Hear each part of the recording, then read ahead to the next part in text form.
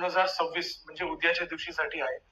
या अनुषंगाने आपल्याला पूर्ण तयारी करण्याची सूचना देण्यात आलेली आहे. याच्या जो एपी आहे ते नाशिक त्र्यंबकेश्वर परिसरमध्ये दर्शवण्यात आलेली आहे.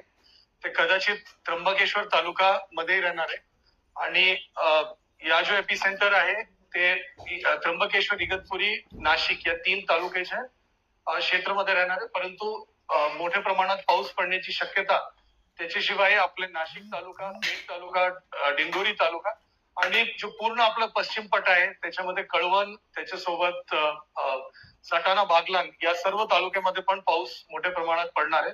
परंतु एक्स्ट्रीम हेवी रेनफॉल जो आहे शॉर्ट ड्युरेशन मध्ये ज्यांना आपण क्लाउड बस्ट म्हणतो त्याच्या जो अंदाज आहे ते बेसिकली त्र्यंबकेश्वर, इगतपुरी आणि नाशिक या जो नाशिक शहराचे जो पश्चिम भाग आहे त्या ठिकाणी दर्शवण्यात आलेला आहे. जसे जसे वेदर मॉडेल्स अजून डेव्हलप होतील आणि अजून आपल्याला हवामानचे इशारा मिळेल तशा आपल्याला अजून अॅक्युरेटली लक्षात येणार आहे की नेमकी कुठे आपल्याला जास्त लक्ष देण्याची गरज आहे.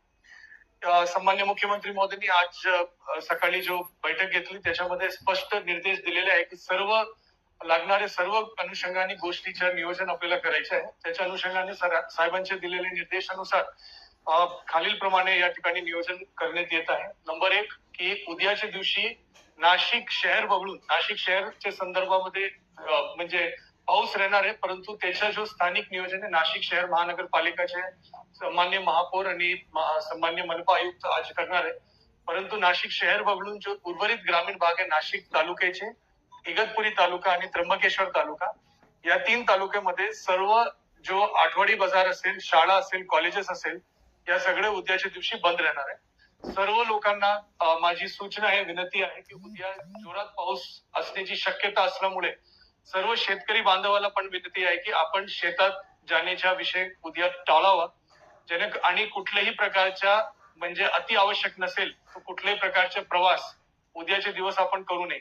काही रस्ते आपण बंद करणार आहे म्हणजे ज्या ठिकाणी दगड कोसळण्याची शक्यता आहे त्याची एक यादी काही वेळात पीडब्ल्यूडी, राष्ट्रीय महामार्ग आणि पोलीस विभागाच्या माध्यमातून ट्रॅफिक डायव्हर्जनचे काही आदेश काही वेळात आपण आपल्या समोर देणार आहे. परंतु माझी सर्व नागरिकांना, शेतकऱ्यांना यही विनंती राहील की कारण नसताना आपण बाहेर पडू नये. पुढचा विषय आहे की त्र्यंबकेश्वर देवस्थानला उद्या आपण बंद ठेवणार आहे म्हणजे आज संध्याकाळ सूर्यास्त झाल्यानंतर जो शेवटची पूजा राहणार त्याच्यानंतर परवापर्यंत ते त्र्यंबकेश्वरचं देवस्थान बंद राहणार आहे. ज्या भाविकांनी उद्या त्र्यंबकेश्वर देवस्थान मध्ये येऊन दर्शन घेण्याचा विचार केला होता त्यांना माझी विनंती राहील की उद्याच्या दिवशी आपण येणं टाळावं जेणेकरून त्या ठिकाणी आपल्याला माहिती आहे की मोठ्या प्रमाणात काम पण